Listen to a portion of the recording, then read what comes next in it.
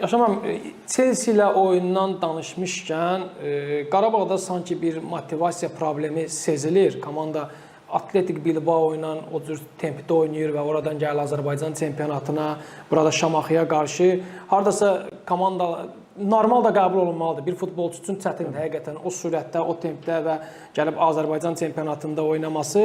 Digər tərəfdən müdafiədə müəyyən problemlər göründü. İmişlin oyunda xüsusilə ilk yarıda müdafiənin arxasına atılan ötürmələr vardı ki, keçirdi. Yəni bu motivasiya problemi və müdafiədə müəyyən sıxıntılar təbii ki, İmişli yaralana bilmədi, amma bilirik ki, Chelsea üçün o epizodları dəyərləndirmək çox rahatdır. Chelsea ilə oyun öncəsi, yəni bu problemlərlə Qarabağ nəyə nail ola bilər? Təbii ki, favorit İngiltərə nəhəngidir. Təbii ki, çətindir bu komanda ilə müqayisə aparmaq. Heyətində dünya ulduzları çıxış edir. Büdcələr arasında ciddi uçurum var. Amma ümumi aspektdən baxanda Qarabağ artıq bizi illərdir təəccübləndirir. Ona görə də hardasa oyundan öncə proqnozlaşdırmağımız, fikirlər bildirməyimiz də normaldır. Necə düşünürsünüz? Qarabağı Chelsea ilə oyun öncəsi bu problemlər həm motivasiya, həm müdafiə ilə bağlı görünən problemlər, həm son nəticələrdəki eniş mane ola bilərmi? Qarabağ Avroliqada bir oyun oynayır sözünüzü. Çempionatda bir başqa bir oyun oynayır. Ona görə də onların motivasiyası Qurban müəllim olaraq Avroliqa oyunlarına çox yüksək səviyyədə motivasiya edə bilir. Və bir şeydə nəzərə almaq lazımdır ki, Chelsea komandası biz elə bilirik ki, məsələn, Barcelona, Real Madrid, amma dünyanın ən bahalı komandası Chelsea komandasıdır. Və ən böyük transferlər də dünyada, ən bahalı transferlər də Chelsea-yə məxsusdur. Bu günləri Chelsea komandasının Azərbaycana gəlməsi və Qarabağla oynaması bir böyük bir hadisədir. Mən düşünürəm ki,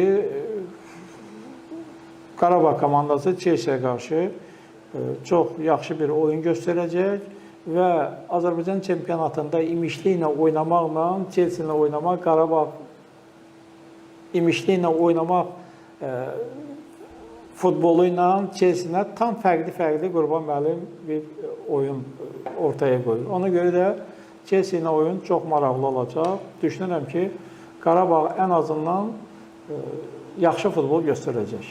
Hocam, həqiqətən dediniz, Qarabağ baxsan Avrokuboklarda oynadığı oyunlara, deyirsən, o oyunu, o tempi daxili yarışlara gətirsə, ciddi uçurum yaranır arada. Necə düşünürsünüz? Bu zərurətdən irəli gəlir bu aradakı fərq, yoxsa elə həm də Qurbanovun planının bir tərkib hissəsidir ki, ora motivasiya olaraq tam başqa hazırlayır, bura tam başqa hazırlayır, bəlkə də burada bir qədər sərbəstlik verir. Necə düşünürsünüz?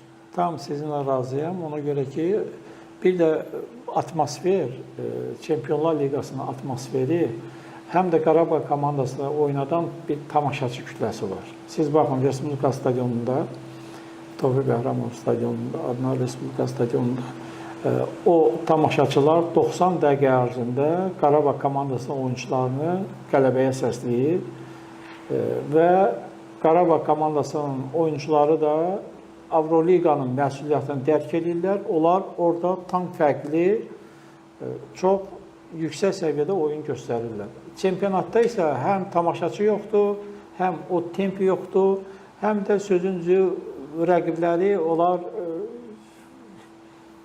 artıq o cür qiymətləndirmirlər. Bir özündən arxayınçılıq da orada hiss olunur. Həm də bir psixoloji məsələdir. Hələ Qurban müəllimin əsəbləşməsinin də səbəbi məhz oyuncuları rəqibi, məsələn, Avroliqada kimi qəbul etməmələridir. Ona görə də düşünürəm ki, Chelsea-nin oyunu çox maraqlı bir oyun olacaq.